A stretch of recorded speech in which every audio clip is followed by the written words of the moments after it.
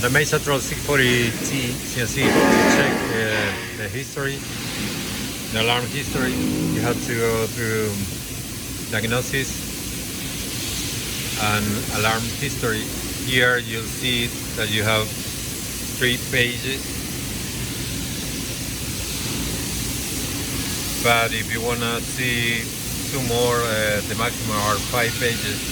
You have to open the privilege mode, going through version, hitting the right arrow key, input 1131, hit input, and now if we go back to diagnosis and the alarm history, you're gonna see that you have 5 pages. So there you can see